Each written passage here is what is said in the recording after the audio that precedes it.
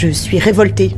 Tout simplement qu'à Paris, aujourd'hui, en 2013, un jeune de 19 ans puisse être assassiné de façon relativement préméditée, en plus, puisqu'il se trouve quand même que les groupes avaient préparé le passage à tabac de Clément. Oui, puisqu'il l'attendait. Il l'attendait devant un magasin. Voilà.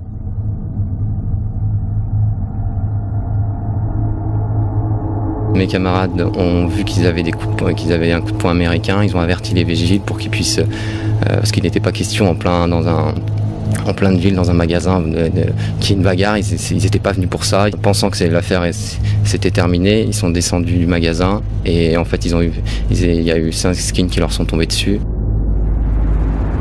Left-wing student activist Clément Méric and his friends were out shopping in central Paris on June 5. Inside a clothing shop, they began trading insults with a group of neo-Nazi skinheads, and a scuffle broke out before the skinheads left the shop. When Méric and his friends went outside, the skinheads were waiting. A fight erupted between the two groups. Méric's head struck a bollard after being punched by a man wearing knuckle dusters. When the fight ended, Méric was not moving. The 19-year-old suffered a severe head injury and was later pronounced brain dead.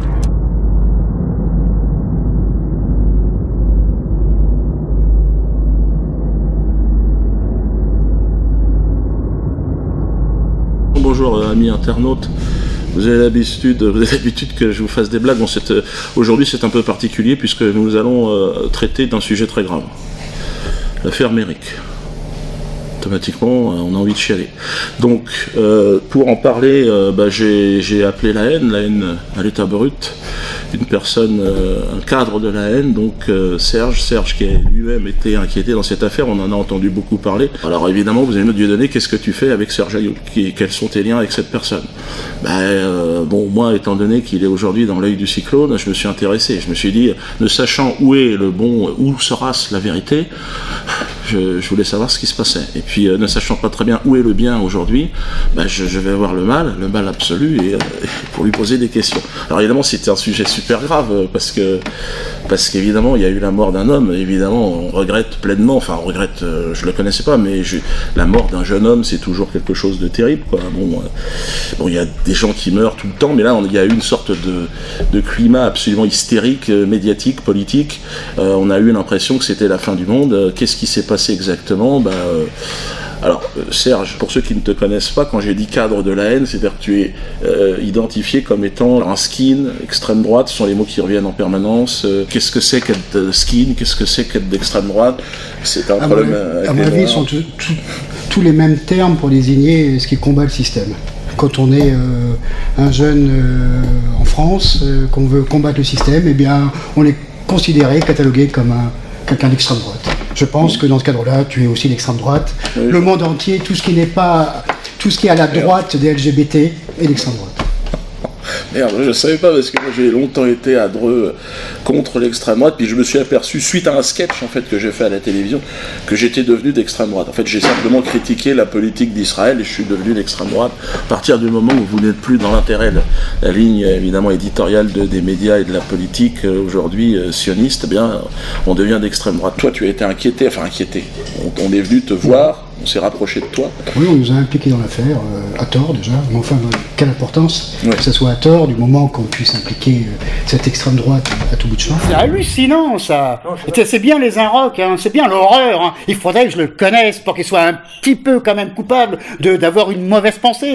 Mais c'est quoi? Je sais pas, moi, mettez-moi au bûcher, ou mettez-moi la question pour savoir si je connaîtrais pas quelqu'un qui l'aurait connu par la sœur de la belle-mère. Mais qu'est-ce que j'en ai à foutre de savoir si je le connais? Il y a un gamin qui est mort et vous me demandez si je connais les gens, mais quelle importance, vous êtes vraiment des salauds. Mais qu'est-ce que c'est que ces gens? C'est les sources policières qui disent qu'ils gravitent autour Les sources policières, de toute manière, ils pourraient graviter autour du pape, le pape ne serait pas responsable. Point. Arrêtons. C'est pas parce que le copain de mon gendre est un serial killer que forcément je suis serial killer. Faut arrêter ce genre de choses, hein. On est dans un pays de droit et avec un peu de raison. Il faut raison garder, même aux Inrocks. On nous a parlé de RICS. Une RICS, c'est 2 personnes d'accord, c'est ça, hein, c'est ce que dit le procureur. Mais en vérité, c'est Méric et sa bande qui ont agressé Esteban. Donc c'est plus une RICS. Parce que explique-nous en fait dans cette vente, en fait c'était quoi en fait? Il y a une marque qu'on aime bien quand on a 20 ans, alors que les skinheads aussi d'ailleurs ont développé à la base, c'est Fred Perry. D'accord. Donc ils se sont dit en tant qu'antifa, on va bien trouver un pauvre skin qui va être seul et on va pouvoir l'attaquer en vente. D'accord. Okay. Et depuis lundi, ils tournaient. Ils ont agressé d'autres personnes avant, mais ça, on a oublié de le dire. Il y a des mains courantes déposées qui ont été données à la justice, mais on n'en parle pas. Donc, il y avait quand même provocation. Ils étaient à 3, et vu qu'ils ont entendu une demi-heure, à 3 sur 1, une demi-heure, donc il y a une provocation. J'ai vu un petit jeune provoquer un petit peu un autre qui ressemblait à un skinhead et qui avait l'air de lui dire, avec un geste de la main, tranquille, on est là comme toi pour faire notre shopping. Et donc l'autre skinhead a montré son petit doigt en disant il est tout maigrichon et il nous provoque. Et pire, sur les sites antifascistes, il y avait déjà la photo d'Esteban et de son ami, parce qu'il a le malheur d'aimer les animaux. Donc d'être dans une association de défense des animaux, contre la vivisection et contre la fourrure. Donc il l'avait mis en photo à repérer, et quand ils l'ont repéré, ils l'ont pas lâché, c'est pour ça qu'ils l'ont attaqué à 3. Il y a une raison. Les prises d'écran, etc., on les a données évidemment à l'avocat, mais il n'y a pas de suite, comme d'habitude on n'en parle pas. Alors comment ça s'est passé? Comment toi tu as été mêlé à cette affaire? Comment ça s'est passé? Esteban, Alexandre, Lydia ont le malheur de penser qu'ils peuvent aller à une vente privée. Ben, on ne peut pas aller dans une vente privée. Si on a les cheveux trop courts ou un blouson qui ne plaît pas, à certains, on ne peut pas. Alors ils sont allés, ils ont été pris à partie par 6 antifas qui ont vu en eux une espèce de horde fasciste qui permettait d'aller acheter un Fred Perry avec le fruit de leur travail. Ils les ont agressés, Esteban et son ami, il y avait aussi, j'ai oublié, Samuel, on dit qu'ils ne voulaient pas se battre, qu'ils étaient là pour acheter des Fred Perry et s'en aller. Ces antifas, qui ne comprennent pas grand-chose à la vie, ont pensé que c'était un acte de faiblesse, de refuser. Ils ne pouvaient pas comprendre, c'est des petits étudiants, c'est des fils de bourges, ils ne comprennent pas qu'un travailleur ne veut pas se battre, non pas parce qu'il a peur, mais parce que le lendemain, s'il a une gueule marquée, il a des problèmes à son boulot, ou pire, s'il est en garde à vue, il perd son boulot. Donc, dans ce cadre-là, il hésite. Lui, il ne peut pas comprendre, il est nourri par papa et par maman, il est aidé par tout le monde, il ne saisit même pas, ils sont tellement déconnectés du monde qu'ils ne comprennent même plus la vraie vie. À ce moment-là, ce qu'on va appeler, pour différencier entre Antifa et les skins, même si quelqu'un dedans avait une queue de cheval, a préféré appeler la sécurité pour dire, arrêtons là. L'agent de sécurité est venu, a fait son travail. Il dit, écoutez, arrêtez, ça suffit, allez-vous-en. Et bien sûr, comme les Antifas ont été 6 d'un coup contre 4, ils étaient en sous-nombre, ils ont préféré descendre. Au bout d'une demi-heure, le vigile leur avait conseillé d'attendre pour qu'ils s'en aillent. Il leur dit, vous pouvez y aller. Et cette horde, cette meute de loups, soifés de sang, qui étaient ces skins, docilement, sont descendus.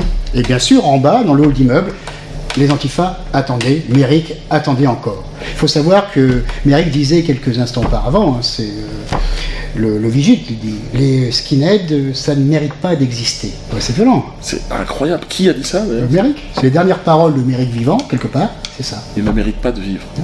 À ce moment-là, les skins demandent au vigile d'intervenir et de les virer. Alors, le vigile redescend, parce pour une fois, il est pro, il faut quand même le noter, et il les fait partir. Donc, ils vont vers le métro. Et au métro, les Antifas sont encore là. Clément Méric a-t-il été l'agresseur avant d'être mortellement frappé par le skinhead d'extrême droite Esteban Morillo? C'est ce que semblent démontrer des images tournées par l'une de ces 3 caméras situées à l'extérieur d'une station de métro. D'après les vidéos, d'après les témoignages, ils étaient 3 sur Esteban. Notamment, à un moment, Méric avait fait le tour, parce que 3 c'était peut-être pas assez, donc il fallait peut-être le prendre par derrière, lui mettre un coup de poing par derrière, et puis Esteban s'est retourné, il a mis 2 coups de poing, 1 ou 2. Il est tombé, il s'est écroulé, il en est mort. À gauche, Esteban Morillo lui tourne le dos. Clément Méric se précipite alors vers le skinhead, semble-t-il, pour lui donner un coup. Esteban Morillo se retourne. D'après ses propres dires, il frappe l'étudiant à 2 reprises au visage. Clément Méric s'effondre. Au sol, il ne reçoit aucun coup. Le skinhead s'enfuit avec ses amis. Pour continuer, le procureur, parce que quand même il a une responsabilité, a dit, pour crédibiliser la chose, que ces 2 coups de poing avaient été donnés dans l'intention de tuer. Alors, évidemment, beaucoup de gens ne se battent pas, mais certains se battent, et savent très bien que 2 coups de poing à main nue, 3 contre 1, c'est rarement pour intention de tuer. On se débat comme on peut. Cette vidéo va dans le sens de la décision du juge qui a mis en examen Esteban Morillo pour violence ayant entraîné la mort sans intention de la donner. Les images confirment également que les militants d'extrême gauche ont attendu les skinheads en bas de l'immeuble, où les deux groupes s'étaient croisés lors d'une vente privée. Mais pour les amis de Clément Méric, il ne faut pas inverser les rôles. Clément Méric est mort, ça on peut le dire. Il a été tué par Esteban Murillo, ça on peut le dire. Il a été tué parce que des coups lui ont été portés, ça on peut le dire. On nous a dit aussi qu'il y avait un point américain, il n'y en avait pas. Selon nos informations, l'un des 5 agresseurs aurait alors sorti un poing américain, puis aurait lancé à voix haute, one shot, un coup, avant de frapper Clément Méric au visage, le projetant sur ce poteau. Par contre, on a oublié de dire que Méric, eh bien on l'a ramassé, mort, c'est vrai, mais avec son protège-dents. C'est autre chose. Ça, c'est vrai que c'est un élément intéressant, parce que qu'est-ce qu'il faisait avec un protège-dents Alors qu'il devait être à Sciences Po en train de faire ses études. Ouais. Il faisait pas de rugby, il faisait pas de boxe, apparemment il était physiquement... déficient. Ouais. Et d'ailleurs, je comprends pas, moi je serais à Sciences Po, j'aurais donc a priori réussi mes études, c'est pas mal Sciences Po. J'aurais compris qu'en sortant d'une leucémie, en me regardant dans la glace, que c'est mieux que je lutte contre le fascisme derrière un ordinateur, ou on ne sait pas, en faisant des poèmes. Mais je crois qu'en vérité, c'est pas de sa faute, hein. Je crois qu'un peu quand même, c'est surtout la faute de ses amis qui l'ont mis en avant. Le 1er mai dernier, nous étions ici sur le pont du Carrousel pour commémorer le meurtre de Brahim Bouharam, jeté dans la Seine par des militants d'extrême droite sortant du cortège du Front National qui défile encore tous les ans en direction de la statue de Jeanne d'Arc. Les antifascistes, rassemblés à Saint-Michel pour rejoindre cette commémoration, se sont fait violemment attaquer par des fascistes. Clément était présent, comme à chaque rassemblement et action antiraciste. Ce 1er mai dernier, il a pris un coup qui l'a envoyé à l'hôpital. Le 5 juin, il est tombé et il ne s'est plus relevé. Son engagement était quotidien. C'était pas une simple posture ou un engagement ponctuel. Il défendait un antifascisme de tous les instants et de tous les lieux. Et Clément était également de toutes les actions et manifestations anti-homophobes, antisexistes, antispécistes et de tous les combats relevant de la lutte des classes. Pas de quartier pour les fachos! Pas de quartier dans le quartier! Pas de quartier pour les fachos! Pas de fachos dans le quartier! Ils ont une lourde responsabilité parce que les vrais responsables, c'est Mélenchon, c'est le NPA, c'est Besancenot qui dit qu'il faut lutter contre le fascisme, qu'il faut reprendre la rue. Reprendre la rue, on reprend la rue comment? Par la force. Il y a, je crois, ils ont mis une affiche, ni pardon, ni oubli. On est quand même dans l'incitation à la haine et à la violence.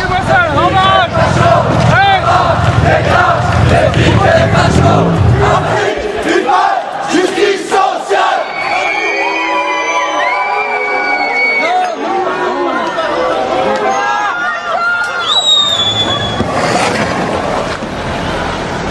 Donc ce sont eux, c'est ses petits amis là, qui sachant qu'il était leucémique, parce que Esteban ne le savait pas forcément, il ne se côtoyait pas, qui aurait dû le mettre en arrière ou dire mais il ne vient pas. Alors là, je vais utiliser des grands mots, mais je vais expliquer pourquoi. Pour moi, c'est là que c'est vraiment important, et c'est pour ça aussi que je suis ici, c'est une seconde affaire Dreyfus. Pourquoi? Parce qu'on a condamné à l'époque Dreyfus, pas pour ce qu'il avait fait, mais pour ce qu'il était. Parce qu'il était juif, il ne pouvait être qu'un espion et un traître à sa patrie. À l'heure actuelle, Esteban, parce qu'il aurait été d'extrême droite ou skinhead, devait agresser et tuer des gens. À l'heure actuelle, on le laisse en prison en sachant qu'il s'est défendu contre trop, parce qu'on ne peut pas désavouer les propos de Valls et du Premier ministre et de l'Assemblée nationale, et les médias ont insisté et oublient de traiter la deuxième partie, de dire que, en fin de compte, Esteban est la victime. On oublie, on va attendre 5, 6, 8 mois.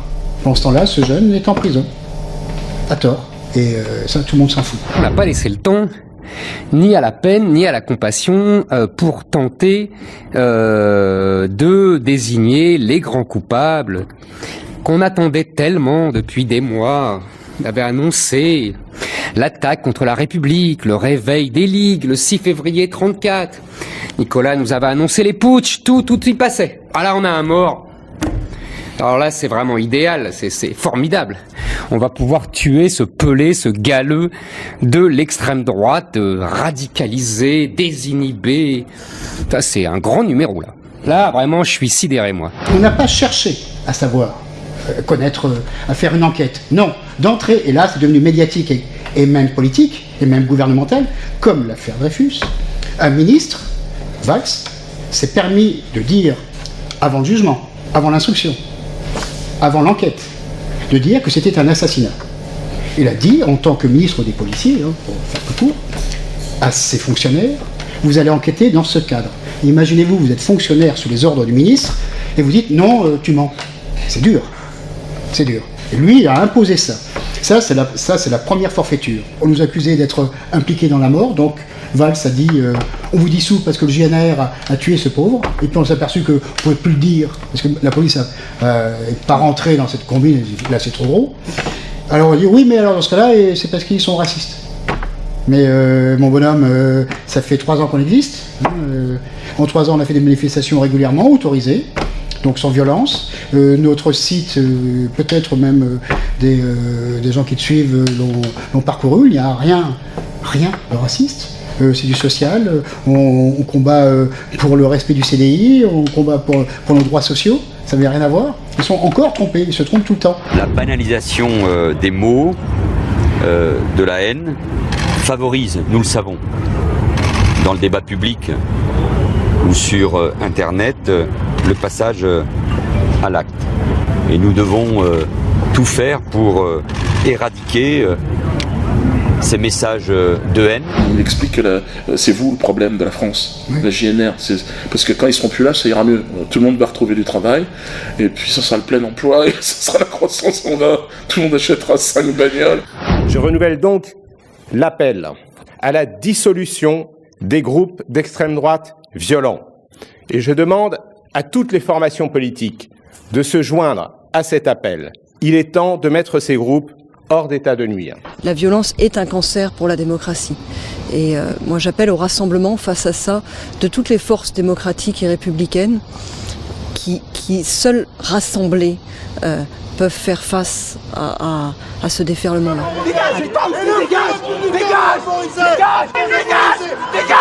Dégage, dégage.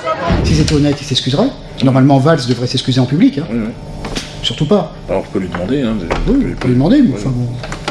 Faut toujours demander. Oui, excuse-toi, mais. Je sais pas s'il va écouter, on va attendre 24 heures. Mais non, mais c'est sûr que. Après, il fait ce qu'il veut, mais il a la possibilité de le faire. Il fait même que ce qu'il veut. Merde, quand même. Ensuite, on a eu, toujours dans la même idée, Ayrault qui a dit qu'il fallait tailler en pièces ces idées-là.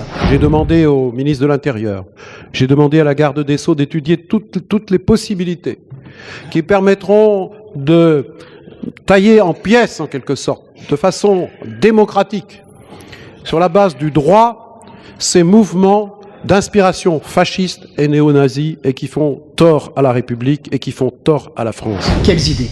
De se défendre quand on est agressé par 3 personnes? Parce que c'est ça la vérité. Non, c'est des idées qui ne plaisent pas, qu'on qualifie d'extrême droite. Je crois que toi aussi tu as été attaqué par ces antifas, donc tu dois être un fa, vu qu'ils sont anti-fa.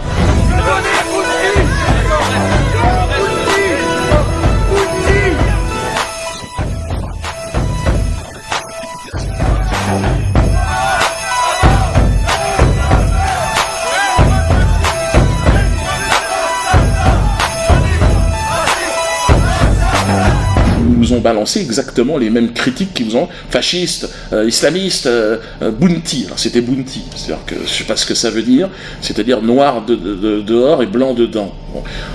Enfin c'est un concept raciste. L'extrême gauche de Méric, et je l'ai découvert à ce moment-là, moi, on sait pas trop ce que c'est. En tout cas très proche des mouvements sionistes de la LDJ et de ce genre de mouvement, plutôt protégé par la police, par Manuel Valls en l'occurrence. Il faut s'attaquer bien sûr aux idées, à ces idées nauséabondes qui nous rappellent les pires heures de notre histoire. Et d'ailleurs, c'est cette référence souvent à Vichy, à l'occupation, au nazisme. On peut comparer, mais on ne peut pas assimiler l'extrême gauche et l'extrême droite. Il y a une différence de nature entre elles. L'extrême droite, dans ses groupuscules, aime tellement la violence qu'elle va faire de la politique, qu'elle va chercher le terrain politique pour pouvoir assouvir son besoin de violence. L'extrême gauche aime tellement le combat politique qu'elle peut le porter jusqu'aux limites de ce qui est permis, c'est-à-dire la violence. Les deux sont répréhensibles, mais on voit bien qu'il y a une différence fondamentale. Ça veut dire qu'on peut attaquer Stéphane à 3, on peut tuer des gens, on peut les jeter dans l'eau et les taser, si on estime qu'ils seraient, d'après eux, fascistes. L'imposture, c'est que le fascisme tel qu'ils le décrivent, en fait, on ne sait pas exactement ce que c'est. Ce serait les nazis, ce serait le Troisième Reich, enfin on ne sait pas très bien, ou des islamistes, ou le terrorisme international. Parfois on ne sait plus très bien ce que c'est que le fascisme. Historiquement, le fascisme est mort en 1945 et c'était un mouvement d'extrême gauche au départ. Il faudrait rappeler quand même des choses évidentes quand on emploie des mots qu'on ne maîtrise plus. Ceux qui sont sincères, parce qu'il y a évidemment des gens sincères dans ce combat, ils pensent contre le fascisme, et sincèrement, la réalité c'est qu'ils sont manipulés, il faut simplement leur ouvrir les yeux. Je ne pense pas qu'ils soient vraiment sincères. Ils seraient sincères, ils se poseraient des questions. Comment se fait-il que nous soyons anti-système, c'est ce qu'ils se disent, si on y croit, comment se fait-il que la mairie de Paris, le gouvernement nous finance ? Depuis quand on a vu des fonctionnaires de la révolte? À ce moment-là, Julien Drey, donc, qui est aujourd'hui député de l'Essonne, bien sous tout rapport, lui venait de quitter la Ligue communiste révolutionnaire, il était au bureau politique, il l'avait quitté quelques mois avant, je crois, il avait une grosse barbe comme ça et tout, et c'est lui qui avait monté SOS Racisme avec Harlem Désir. Donc il a encore cette espèce de culture un peu, tu sais, extrême gauchiste, machin de la Ligue, et donc on est les mecs présentés par des militants comme étant susceptibles de coller la nuit pour SOS Racisme. C'était pas gratuit, on était payés et tout. Hein. Et les mecs mettent à notre disposition camionnettes, donc on avait 2 camionnettes Louis Valem bleues, je me souviens. Et nous, évidemment, on utilise ça à fond pour coller des affiches comme ça de temps en temps, bien sûr. Mais imagine l'aubaine, camionnette, budget pour essence illimité. Et donc, du coup, nous, pour nos activités nocturnes, on avait cette espèce de couverture liée au fait qu'on collait pour une organisation. Et on utilisait les camionnettes, c'était un bonheur qu'on était 10 dans chaque camionnette et on en profitait pour taper des grosses descentes sur les FEFA. Comment se fait-il que quand on nous tue, le Premier ministre à l'Assemblée prenne nos patins et en même temps il y a une minute de silence dans tous l'hémicycle? Comment se fait-il si on est anti-système contre ce système, contre ce gouvernement? Les sénateurs ce matin ont dénoncé à l'unanimité un assassinat abominable. Toute la classe politique condamne fermement cette agression. L'Assemblée nationale, unanime, exprime sa condamnation de tout acte de haine et de violence et adresse son soutien à sa famille. Je vous invite, en hommage à Clément Méric et par solidarité compte tenu de son état, à respecter un temps d'indignation et de recueillement. Il y a un âge, à 25 ans, 20 ans, 18 ans, on te fait croire n'importe quoi. Moi, j'ai bien connu l'antiracisme. Mais ça me paraissait tellement naturel, c'était tellement logique. Pour me rendre compte que c'était un piège, ça m'a pris un certain temps. J'ai grandi dans la haine, je peux dire dans la haine, par exemple, de Le Pen. Moi, autour de moi, des gens, ah si Le Pen, je le vois, je le croise, je crois que je vais mettre ma main dans la gueule. Et pauvre con, bien sûr que non, tu feras pas ça déjà. Et puis pourquoi comment justifier à ce point une violence? Je dirais que je rentre au combat, je Red Warrior, je commence à partir à l'assaut. Il se met comme ça, perpendiculaire au mec, tu vois, le mec il voyait rien parce que je lui tenais la tête et tout. Et là il fait BAH! Bah, il lui met 2 coups de batte, mais je te jure, le cum il est devenu tout mou. T'sais. Genre je le tenais, j'ai senti qu'il faisait c'est ça comme. Et là le cum il me lâche et en fait fini. C'était super violent et voilà, à l'époque plus c'était violent, plus c'était apprécié. À l'époque, sans vouloir, vous avez été traité par ceux de SOS Racisme, qui porte bien son nom, et par le Parti Socialiste, comme des tirailleurs sénégalais. C'est ça, exactement. Ouais, exactement. On va lâcher des chiens qui vont se battre pour nous. C'est ça, ouais. Exactement. Les extrêmes, ce sont les épouvantails qui mettent pour justifier en fait leur bonne volonté, c'est-à-dire leur dire regardez, voilà où est le mal et nous sommes là pour vous protéger de cela. Et là, l'affaire Clément Méric, ça a été évidemment nous montrer du doigt la haine absolue. Finalement, du fait de la dédiabolisation du FN, être d'extrême droite deviendrait une idée comme une autre. Et comme ces gens sont violents, dans une nostalgie de ces régimes nazis, fascistes, ils pensent qu'il faut terroriser les gens de gauche. Le vrai racisme, il est simple, c'est l'oppression de l'homme par l'homme. C'est ça le vrai racisme. C'est le grand capital. C'est ça. Je suis un patriote français, j'aime mon pays, d'ailleurs il a une belle histoire, une belle culture, je pense avoir raison, je suis même sûr d'avoir raison. Je m'oppose à l'immigration. Je sais que l'immigré est victime de l'immigration comme moi. Mais qui importe les hommes comme des marchandises? Qui déporte des familles entières simplement pour leurs petits bénéfices, pour faire du dumping social, pour avoir les salaires plus bas, pour payer moins? C'est le grand capital. moi, sur l'immigration, j'ai toujours eu ce discours de dire, ce qui est étonnant, c'est que les matières premières, elles n'ont pas besoin de papier pour arriver ici. Si on pouvait bénéficier simplement des richesses que nous avons dans notre sol là-bas, parce que moi je suis originaire du Cameroun aussi, je suis français, mais j'ai les deux nationalités, enfin les deux origines en tout cas, les Africains ne viendraient pas si on arrêtait de voler leurs matières premières. Si ce racisme était vraiment contre le racisme, si le PS était vraiment contre le racisme, si ce gouvernement était vraiment antiraciste, la première des choses à faire, c'est que ce gouvernement devrait déchirer cette dette du tiers-monde, parce qu'en vérité c'est un lien de subordination, c'est un néocolonialisme, et dire on joue pas ce jeu-là, par contre on fera c'est ce que nous on pense à la troisième voie, on va faire des accords bilatéraux, d'homme à homme, dans les yeux, d'État à État, et d'un coup, vos ports qui appartiennent tous à Bolloré, ça ne dérange personne que tous les ports du Golfe de Guinée soient à Bolloré, eh bien, vous appartiendront, et on va faire de la coopération, oui, parce que si on est sur une dette, il ne faut pas qu'on soit complètement con, il faut qu'il y ait des accords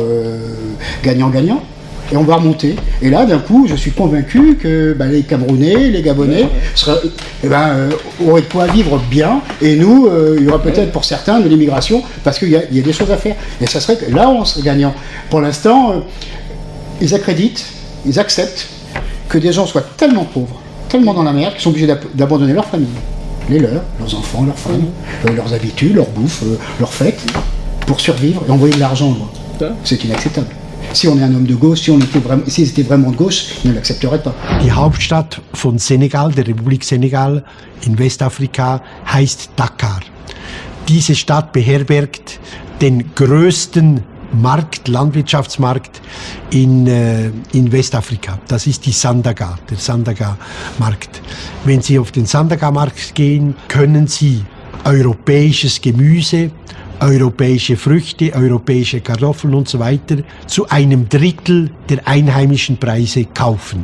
Also der senegalesische Bauer, auch wenn er 18 Stunden im Tag arbeitet, unter brennender Sonne, mit letztem Einsatz, der hat überhaupt gar keine Chance mehr, das Auskommen zu finden auf seinem eigenen Boden. Was muss er tun? Wenn er noch die Kraft hat, emigriert er unter Todesgefahr über die Meerstraße von Gibraltar und muss sich dann irgendwo in Südspanien. Ils acceptent que des gens viennent sans papier et les défendent. Mais pourquoi? Parce que c'est simple, il va faire le boulot pour moitié moins. Et son rêve, c'est un jour d'avoir des papiers et toucher le SMIC. Et une fois que ce sans-papier aura ses papiers, il pourra enfin accéder au SMIC, il pourra faire venir sa famille qui sera dans le même cadre, etc. Et maintenant, on arrive à faire baisser les salaires le maximum possible. C'est pour ça que nous sommes contre l'immigration. C'est vraiment l'exploitation de l'homme par l'homme. Ce qui est important de le dire, c'est surtout pour ceux qui peuvent écouter ce genre de propos, c'est de bien faire comprendre que ça n'est pas contre l'homme qui est originaire de cette... Pas contre l'immigré, mais contre l'immigration. C'est ça. Voilà. C'est ça, je pense que c'est important de le dire. La politique aujourd'hui, depuis le 11 septembre, est faite que par des coups médiatiques où finalement on terrorise la population. Je pense que leur désarroi, leur hystérie et l'échec dans la communication montrent bien à quel point en fait ils perdent du terrain. C'est la fin de règne. Ouais, c'est la fin. Il t'a à travers et ça marche plus. Aujourd'hui, le risque, c'est qu'ils réussissent à diviser le peuple qui en a marre, qui n'a plus de boulot, qui a faim. Nos adversaires, alors bon, chacun les appelle comme il veut, mais ce sont ceux qui ont le pouvoir aujourd'hui. Et c'est contre eux qu'il faut que nous nous battions. Voilà. C'est l'hyperclasse, ceux qui, aux États-Unis, en France et ailleurs, prennent tout le pouvoir, avec tout l'argent, plus d'argent pour avoir plus de pouvoir pour avoir plus d'argent, une espèce de dynamique infernale qui nous broie, qui nous broie tous. Ce qu'on fait avec Alain, il y a des gens qui ne comprennent pas dans l'environnement d'Alain Soral, ou comme dans le mien, des gens, ouais, mais qu'est-ce que c'est? Tu traînes avec des gens d'extrême droite, tu discutes avec des gens d'extrême droite, ils sont racistes, ils n'aiment pas les Noirs. Bon, de toute façon, moi, je m'en fous qu'on aime ou qu'on n'aime pas les Noirs. Moi, mon idée, c'est comment on peut arriver à faire en sorte qu'il n'y ait plus de justice, simplement, qu'on respecte les mêmes règles ensemble. Si on a une opposition, c'est face à cet État, face à ceux qui ont le pouvoir, quand même. C'est quand même pas, on va pas se battre entre couches populaires défavorisées. En 14, que ce soit le Poilu ou l'ami Fritz en face, ils étaient tous les deux, bien sûr qu'ils sont battus l'un en face de l'autre, mais pour qui? Pour Krups et De Wendel. Il y en a marre de mourir pour les autres, pour les intérêts des autres, il y en a marre. Bon, bah écoute, en tout cas, ce qui me paraît évident, c'est que voilà, nous on tombera pas dans le piège, on va pas se battre ensemble, et puis je pense qu'on représente bien la France d'en bas, quoi. C'est-à-dire cette France qui a différentes origines, différentes histoires, mais qui finalement, on a le même ennemi, quoi. Voilà. On a le même ennemi, c'est une évidence. Le raciste antiraciste, celui qui dit que les fachos c'est rend de la merde, celui-là il est dangereux parce qu'il va aller péter la gueule aux fachos en toute légalité, alors qu'au moins le facho il a un petit peu honte, que l'antifacho il en est fier, il est très fier d'être antifacho, il se dit eux c'est les méchants, moi je suis le gentil. Boum. Mais ça manque encore un petit peu d'étude du dossier, quoi. Il faut qu'il creuse encore un peu la question.